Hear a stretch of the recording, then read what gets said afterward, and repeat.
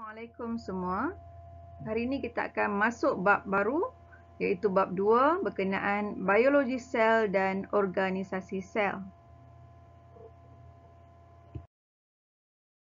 Dalam bab ini, kita akan belajar dengan lebih mendalam tentang struktur sel dan fungsi sel. Maksudnya, di dalam sel ada komponen-komponen yang mempunyai fungsi yang tertentu. Jadi kita kena tahu struktur setiap komponen dan juga fungsi setiap komponen. Baik, kita akan belajar tentang dua jenis sel iaitu sel haiwan dan sel tumbuhan. So, kita kena tahu apa komponen yang ada dalam sel haiwan dan juga apa komponen yang terdapat dalam sel tumbuhan. Okey, sel tumbuhan dan juga sel haiwan. Baik, kita nak tengok satu persatu apakah komponen dalam sel haiwan. Okey, apa komponen yang terdapat dalam sel haiwan.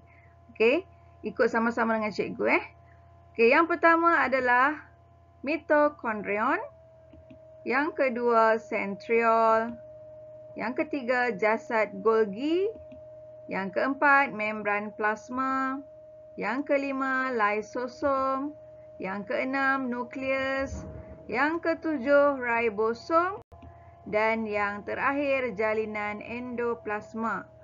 Jadi, setiap 8 komponen yang ada dalam sel haiwan, kamu kena tahu macam mana rupa bentuknya, macam mana strukturnya dan yang paling penting apakah fungsi setiap komponen ni untuk setiap sel. Okay, baik, kita tengok kedudukan setiap komponen dalam sel haiwan. Okay, kita mula daripada nukleus. Okay, yang pertama adalah nukleus. Nukleus ni yang warna biru ni. Okay, dalam nukleus ada nukleolus. Maksudnya nukleus kepada nukleus. Yang kedua, lysosom. Dia bentuk sfera kecil ni. And then kita ada sitoplasma. Sitoplasma bukanlah komponen, tapi dia adalah sejenis cecair berbentuk jeli yang terdapat di dalam sel, di mana setiap komponen ini terendam di dalam jeli tu, jeli sitoplasma ni. And then kita ada mitokondria. Mitokondria ni adalah tapak untuk respirasi sel, tapak penjanaan tenaga, berbentuk rod ataupun sfera. Okey. Kita ada sentriol. Sentriol ni dia macam gugusan kayu api ni, dia ada sepasang. Kemudian kita ada Golgi apparatus ataupun jasad Golgi. And then kita ada ribosom. Kita ada plasma membrane. Okey, ataupun membran plasma.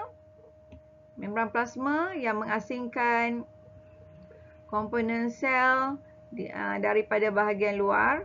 Kemudian kita ada dua jenis jalinan endoplasma, iaitu jalinan endoplasma licin dan juga jalinan endoplasma kasar.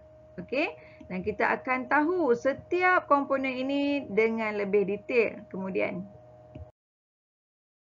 Seterusnya kita tengok komponen mitokondrion. Okey, mitokondrion adalah berbentuk rod atau sfera yang mempunyai dua lapisan membran.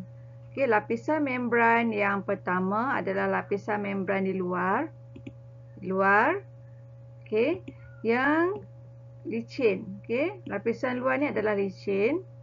Okey, manakala lapisan dalam adalah berlipat-lipat. Okey, dalam ni, yang warna purple ni. Okey, dia lapisan dalam adalah berlipat-lipat. Macam ni. Tujuan untuk menambahkan jumlah luas permukaan. Okey, selain daripada itu, mitokondria ada enzim untuk respirasi sel. Fungsi bagi mitokondria ialah tapak penjanaan tenaga iaitu melalui pengoksidaan glukosa. Okey, apabila glukosa dioksidakan akan menghasilkan tenaga. Tempatnya adalah di mitokondria lah. Okey, mitokondria adalah tapak menjana tenaga. Okey, tenaga yang dijana adalah dalam bentuk ATP. ATP ni adalah daripada perkataan adenosine trifosfat. Okey, ATP.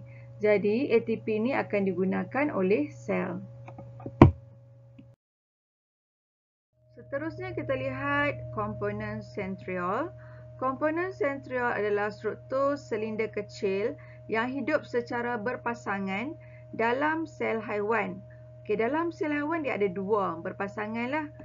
Jadi sentriol ini terdiri daripada susunan mikrotubul kompleks dan juga sentriol ini tidak ada dalam sel tumbuhan. Dia hanya ada dalam sel haiwan.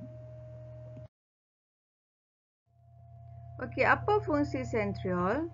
Fungsi sentriol adalah membentuk gentian gelendung semasa pembahagian sel dalam sel haiwan. Okey, gentian gelendung ni adalah bertujuan untuk kromosom tersusun di gentian gelendung. Nanti kita akan belajar tentang mitosis dan meiosis. Kamu akan lebih faham tentang fungsi sentriol. Okey, seterusnya adalah jasad Golgi. Okey, jasad Golgi terdiri daripada satu timbunan kantung pipih selari yang dilapisi membran unit tunggal. Okey, membran baru ditambah pada hujung jasad Golgi dan hujungnya digentingkan dari hujung satu lagi. Okey, kita perhatikan dekat sini. Okey, ini ya. Ini adalah gentian genting ni. Okey, bila membran baru akan ditambah, hujung ni akan digentingkan untuk mendapat vesikel. Okey, ini adalah vesikel. Okey, baik. Apakah fungsi jasad Golgi? Fungsi jasad Golgi adalah memproses, mengubah suai, membungkus dan mengangkut. Ada empat benda ni kamu kena ingat. Proses, ubah suai, bungkus dan angkut bahan kimia seperti protein, karbohidrat dan glycoprotein. Proses, ubah suai, bungkus dan angkut protein. Proses, ubah suai, bungkus dan angkut karbohidrat. Itu maksudnya.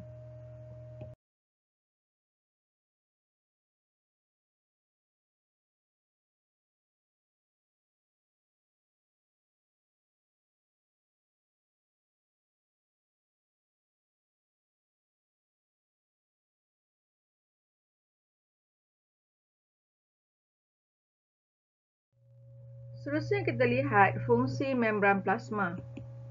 Okay, yang pertama, fungsi membran plasma ialah mengasingkan kandungan sel dari persekitaran luar.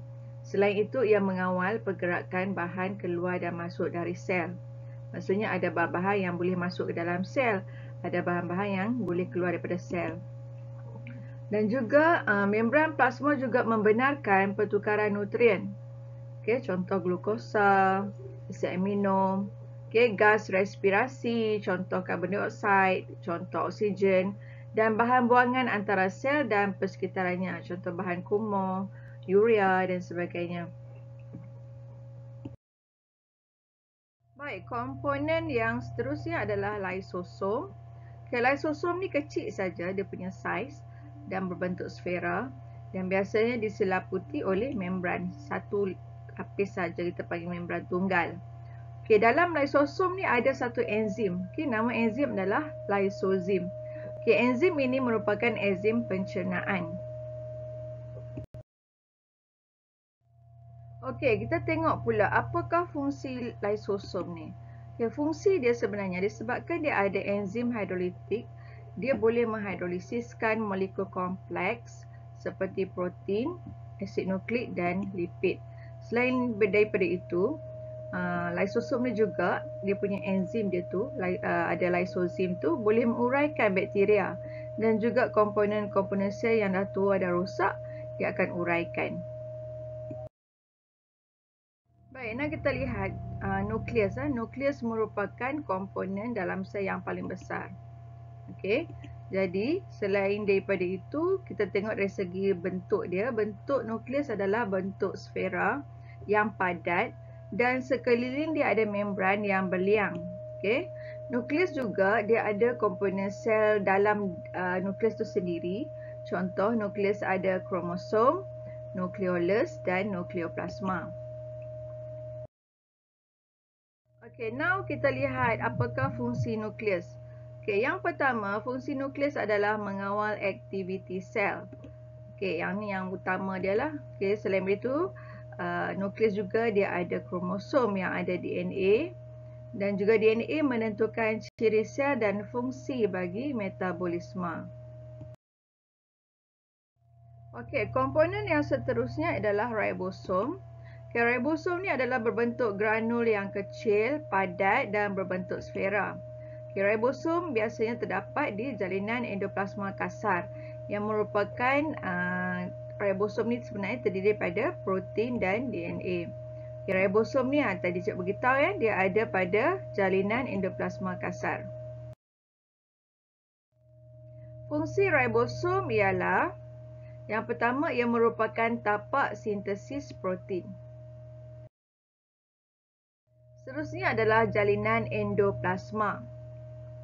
Okey, jalinan endoplasma ada dua, iaitu jalinan endoplasma kasar dan jalinan endoplasma licin. Okey, jalinan endoplasma ni membentuk jalinan berterusan dengan membran nukleus. Jalinan endoplasma kasar, apa yang kita nak bezakan dengan jalinan endoplasma licin ialah yang pertama, jalinan endoplasma kasar dia mempunyai struktur ribosom pada permukaan dia. Manakala pada jalinan endoplasma licin tiada ribosom pada permukaannya. Seterusnya kita tengok apakah fungsi jalinan endoplasma. Fungsi adalah sebagai sistem pengangkutan bahan dalam sel.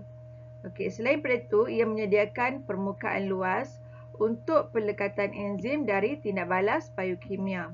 Okey, jalinan endoplasma kasar atau JAK mengangkut protein yang disintesiskan oleh ribosom. Sebab dekat JAK dia memang ada ribosom, jadi dia jalinan endoplasma ni dia akan mengangkut protein.